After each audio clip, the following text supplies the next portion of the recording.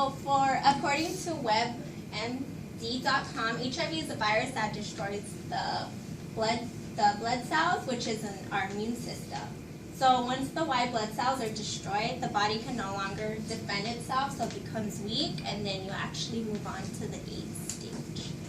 So after you actually been infected with HIV, you actually move on to AIDS, and AIDS is most likely to give you cancer and other infections because it's after HIV and it's more powerful.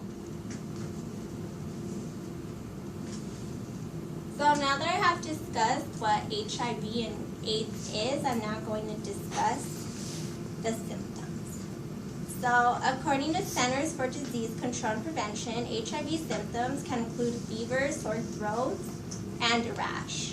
So these symptoms can actually last for a few weeks, and if you're lucky, they can last for a couple of days. But most likely, they'll last for more than a couple of days, so a few weeks, because you actually feel like sick and like weak for a long time, because then it moves on. HIV moves on to AIDS.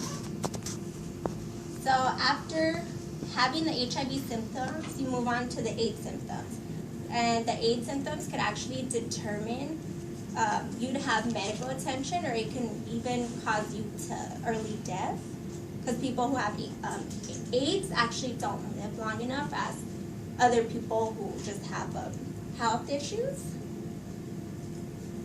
So now that I have actually discussed what HIV and AIDS is and their symptoms, I'm now actually going to discuss the impact on our society that HIV and AIDS has.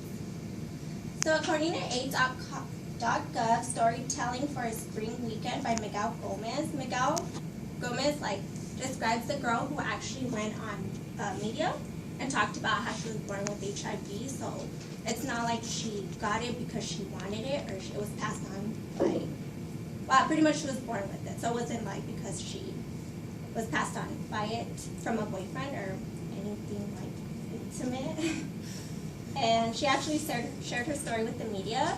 So then she didn't want to actually tell her boyfriend that she's been with for a decade, because she was scared to lose him, because most people don't, when you tell people hey, I have AIDS, I feel like if I've been with you for a long time, I feel like, oh my God, you're telling me now, I feel scared, And I feel like most of us would actually be scared because we don't want to interact with, not people like that, you can talk to them, but it's just after you're done sleeping with them or anything else, you just become afraid.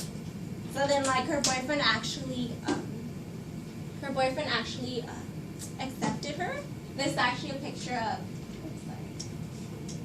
of her and her boyfriend, so she was the one who actually told the story. So actually getting a story across from having, being infected with HIV or AIDS can actually help other people who have been infected or can be affected, because you can actually show them that you shouldn't be scared to tell anybody, and also because people actually shouldn't be judging about you being born with something you didn't want. So she's actually born with HIV, and she didn't want it, nobody wants it.